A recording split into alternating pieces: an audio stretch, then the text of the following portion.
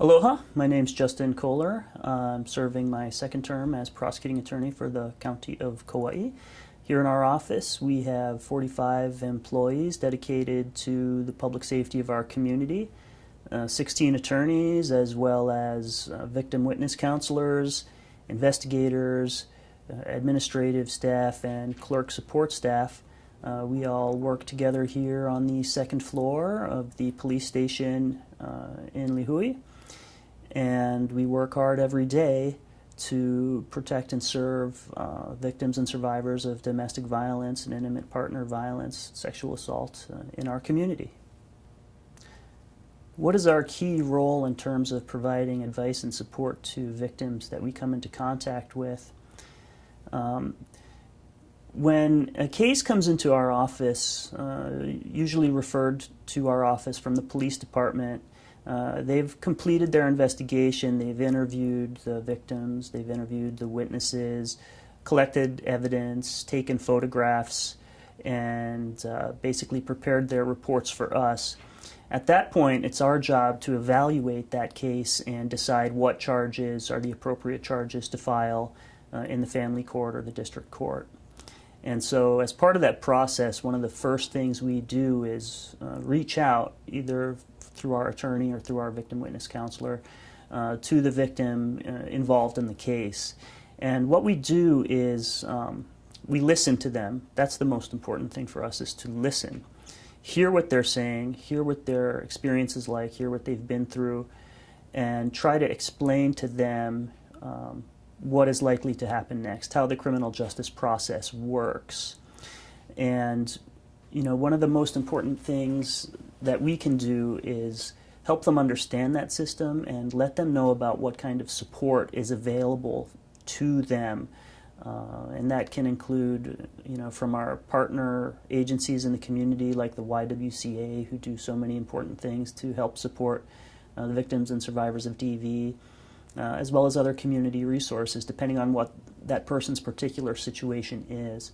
So that's our role, is to make that communication link early and work together with the people in our cases to make them feel like they're going to be supported, like we're going to do everything we can to get the right result in their case. What is the most common issue we see with victims that come into our office? The common ingredient that we see in so many domestic violence cases on Kauai is fear. And that fear can manifest itself in any number of ways. Many times these are situations where an abuser has been victimizing this person continuously for a course of months, years, or longer, depending on what the situation is. And so this may be the first time after all that abuse that somebody called the cops, or it somehow came to the attention of the law enforcement system. And so there's a lot of fear, and it's fear of the abuser, it's fear of losing financial stability if the abuser is incarcerated.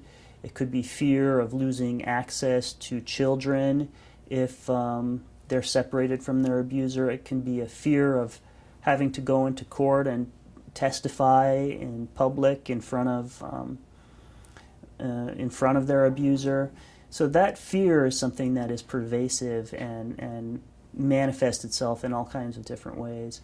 So what we try to do as much as possible is demystify that process and help them understand what we can do to protect them as this process moves along. But the fear can be overwhelming, and it can be magnified in a community as small as Kauai, where many victims feel like it would be dangerous or difficult to separate themselves from their abusers.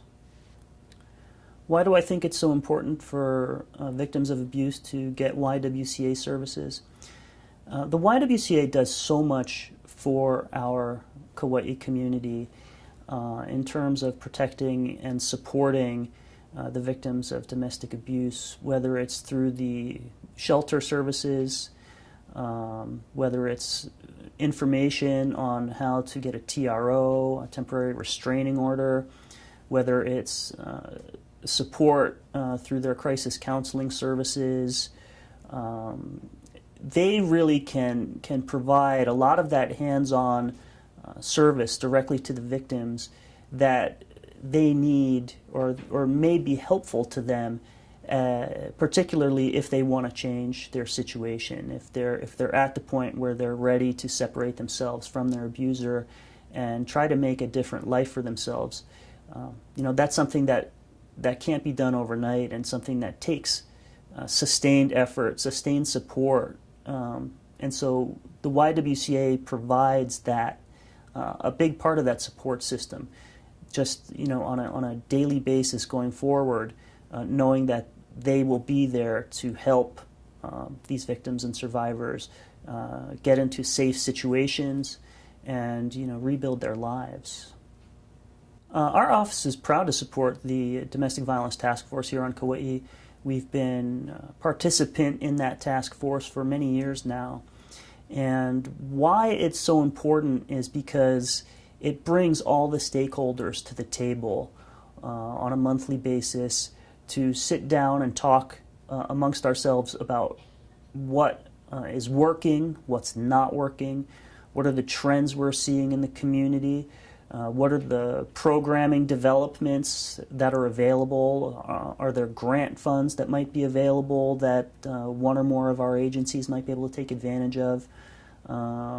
It's an opportunity for us to interface with the police, to interface with the YWCA, to interface with Malama Pono or whoever else may be participating in the task force at that time, and really just share ideas, share best practices as we deal with domestic violence in our community, which is really one of the most intractable, difficult to overcome, but pervasive problems that faces our community, not just as a law enforcement problem, but as a public health problem and as a social problem.